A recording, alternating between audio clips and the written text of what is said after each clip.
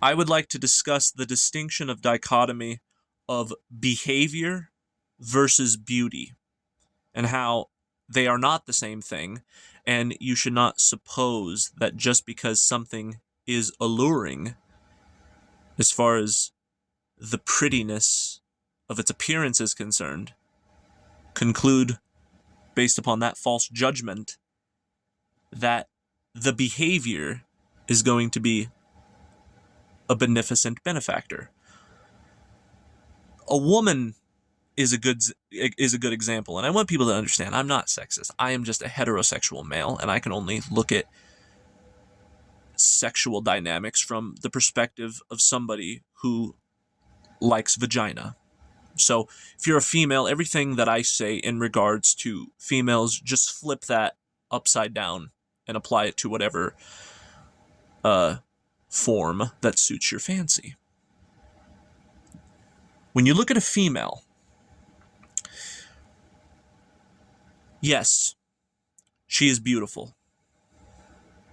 Her breast, her ass, her face, the gentle tonality of her voice, her luscious hair. She is gorgeous. However, sometimes they are vindictive, manipulatory, little bitches, aren't they?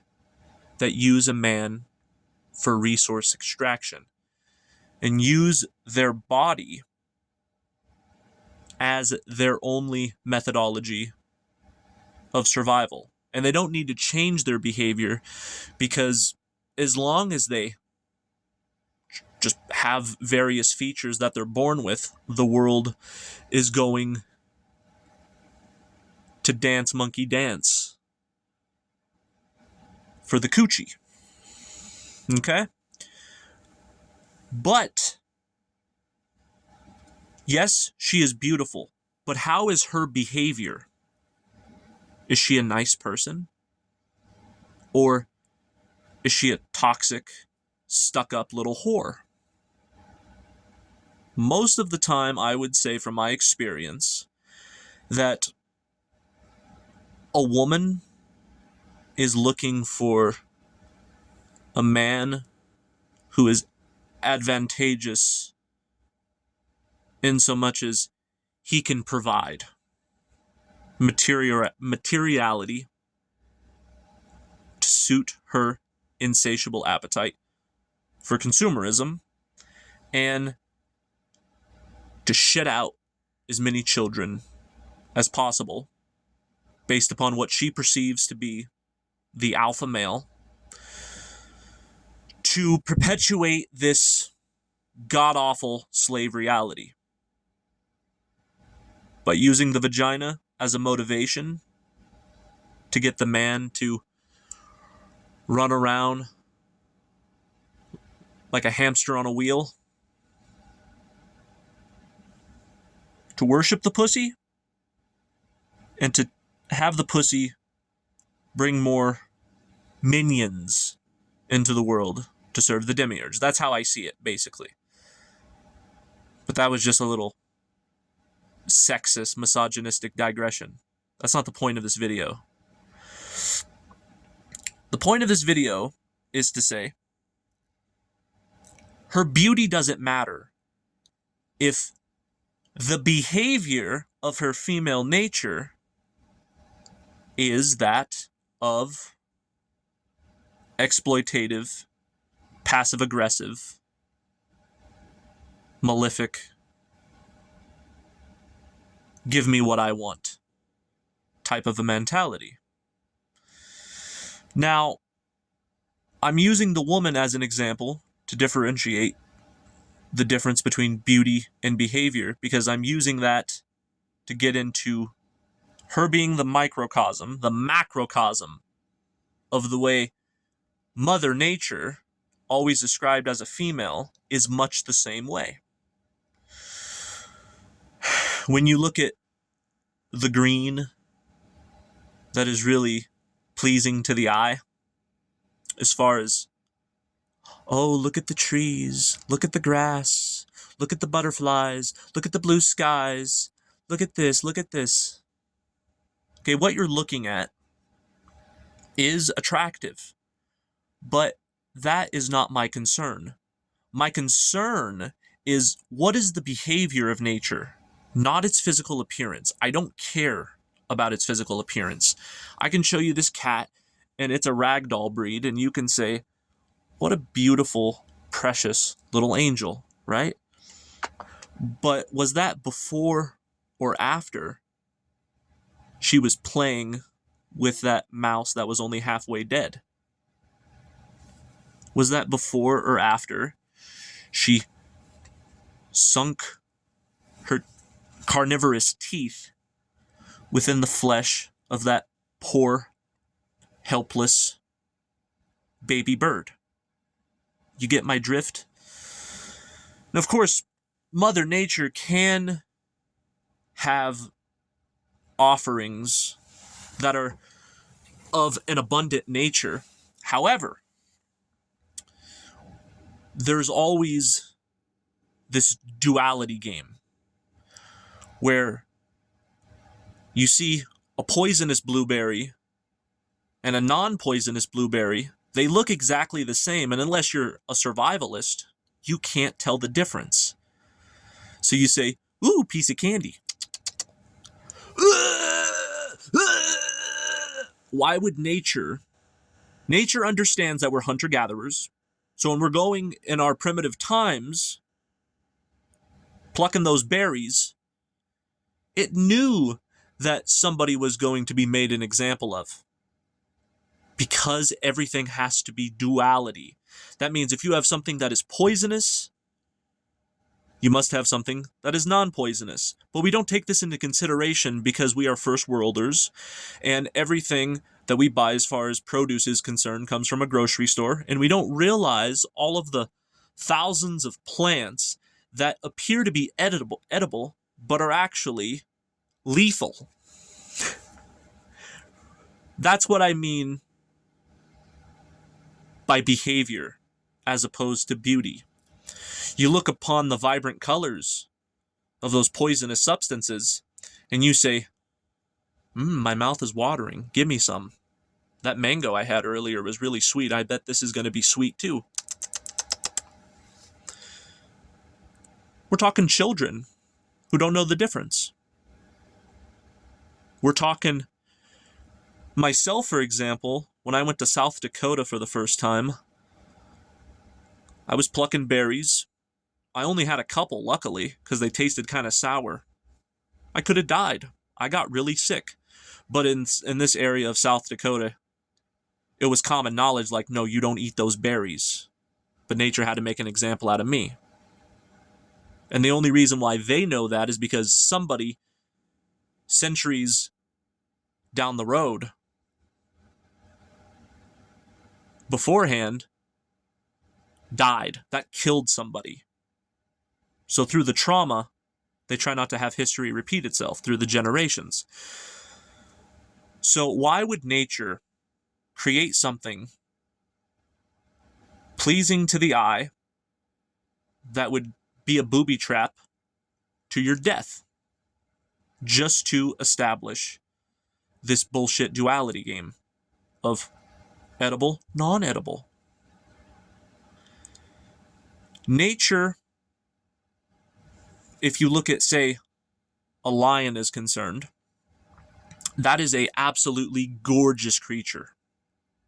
We can't deny it. But why does it spend its life using its mouth hole to eat the assholes of other organisms that are weaker than itself? Its whole reason of existing for all of these thousands of years is at the expense of the creatures that it murdered. Now, I'm not trying to ascribe morality to this. It's just instinct. It doesn't know the difference between right and wrong. It is an effect. The cause that put that dog-eat-dog implementation into effect is the cause of causes, which is the demiurge that caused that to begin with.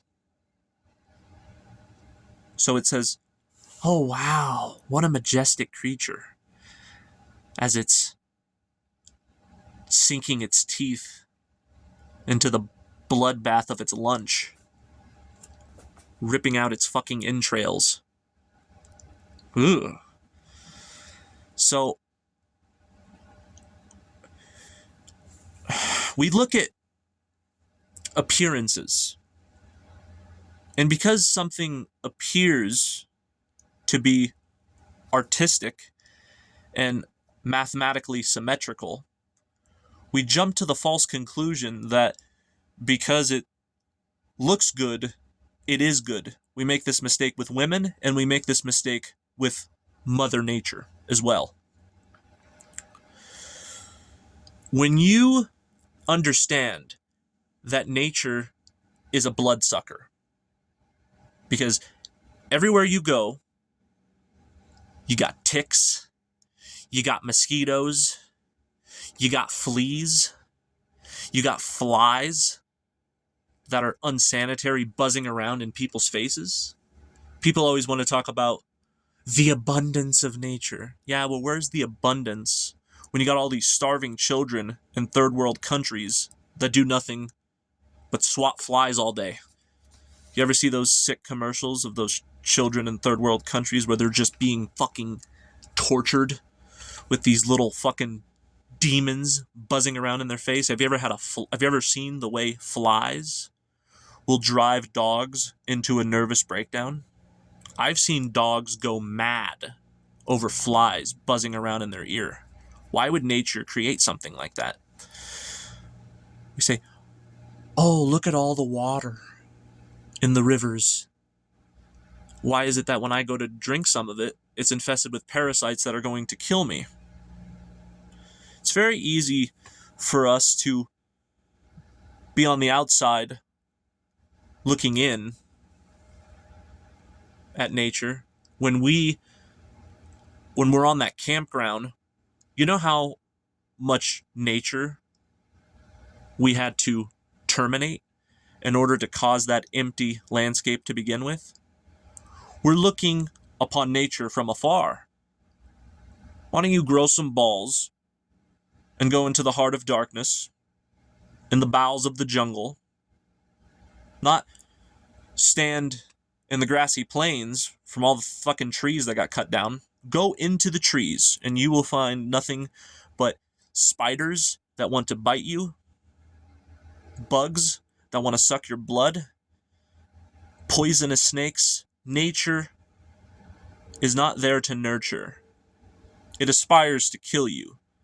The only reason why I don't have to worry about going out my front door in Southern California and getting eaten by a grizzly bear is because we made them extinct, because they were eating people. There are hundreds of animals that are extinct right now worldwide because they hunted humans for food. Nature created that. If nature had it its way and we didn't take matters into our own hands, we would be getting eaten alive from the crotch upward by these wild beasts. That is the behavior of nature. Just the fact that we live in a world where there is a food chain to begin with should tell you everything. There is a hierarchy of who gets to live and who gets to die based upon what organism can get away with it. It's pretty sick, man. This is why I'm a Gnostic. And this is why I don't fall victim to the beauty of nature, which is ultimately an illusion. I am concerned with its mechanics. I am concerned with its characteristics. How does it act in real life? What is its behavior? And it's just everything trying to consume everything else. It's fight or flight. You're either running for your life at all times, and that's your only existence, or you're ripping in to the muscle tissues of other beings as your food source. That is the behavior of nature. So, now that I've discussed the difference between beauty and behavior, and why ultimately beauty doesn't matter one fucking stinking bit, all that really matters is how the motherfucker behaves and the things that it does to itself for us to document and know to be true. Why do you think you got Charles Darwin, just being completely unbiased, and he's like, okay, I'm going to describe nature as I see it based upon what is scientifically documentable. And then he comes up with there seems to be this food chain where everything's stronger, feast on that which is weaker than itself. And you got this whole survival of the fittest thing because he's looking at the behavior, not the beauty. When he talks about his theory of evolution, the title of his book was not The Beauty of Nature. It is The Evolution of a Species by way of Natural Selection. Natural selection is simply the instinctual mechanics of nature that say that you should only breed with that which is the most ruthless to ensure the survival of the offspring. Okay. Now I want to talk about the difference, and this is a completely different topic. This is like 2 videos in one. Between substance and subsistence.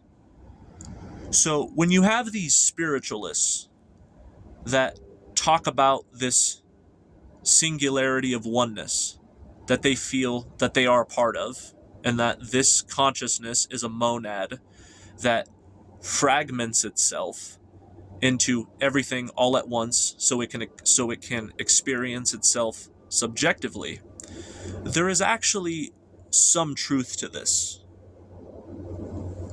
But spirit, which is a minority group that's not a part of the NPC consciousness, that doesn't apply to us. Because what they're talking about is the substance. The phenomenology of the atomic world is ultimately one singular atom.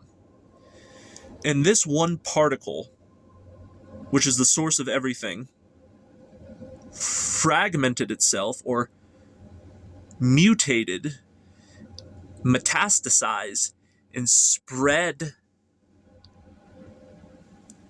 far and wide, giving you the illusion of distance. You say, well, that's 100 miles away. But really, it's the same atom that comprises one little particle under your fingernail that spread by a number that's so large that we can only say beyond infinity to continue to breed itself and reproduce, and it created the substance of everything here on Earth. So the substance is a sentient being, and it identifies itself as substance. However, we are subsistence. Subsistence is the beingness and knowingness of consciousness that is the essence.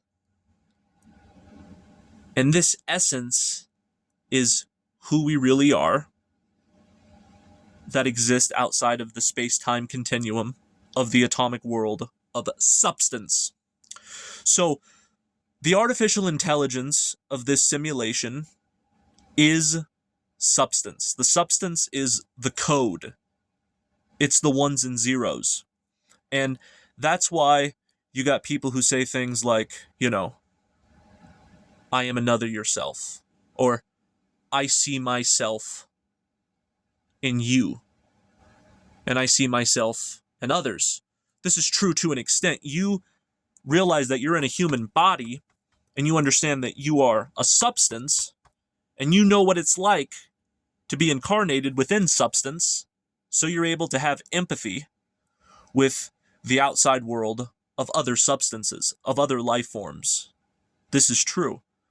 But ultimately, you possess something that others do not possess, and that is substance. Now, why I'm bringing this up is because I got a comment from somebody who was giving me a hard time and showing me the error of my ways of being a non-monist, which is somebody who rejects the idea that we're all one, so it's all good. Because everybody and everything is ultimately the same singularity point. He said I was wrong. And I told him, no, well, you're kind of right. We are one in the sense that we're all made up of the same stuff. You know, brain is brain. Bone is bone, and blood is blood, and skin is skin. And my eyeballs, with the carnality of my fleshlyhood, looks upon the world of animate and inanimate objects, and I say, okay, I am a part of that substance. But there's something that exists within me, substance, that has nothing to do with this world. And that's the part of me that makes it possible for me to despise it in the first place. This is what ultimately makes me a whole nother animal, having nothing to do with the human animal. So we are one in so much as we have a body and we put our pants on one leg at a time, just like everybody else. And when I look out and I see a blue sky, I'm seeing the same blue sky that you're seeing. But that doesn't mean that we're all one. When the New Agers, who are not of spirit, are identifying themselves with what they perceive to be spiritual oneness, it has nothing to do with spirit. It has everything to do entirely with substance. They see the oneness in substance, but they don't have a frame of reference that there is a difference in something that surpasses the supremacy of substance, which is the superiority of consciousness as substance. I hope this makes sense to you. I hope you're able to really comprehend what it is that I'm saying in regards to the difference between beauty and behavior, and ultimately beauty is an illusion and it doesn't matter. All that matters is the way things behave, and the difference between everything being one in substance that all of the New Agers are identifying with, as opposed to that which substance will never possess, which is substance. If you'd like to add me on Facebook, you can do so at Fishcorbett, FISHCORBETT.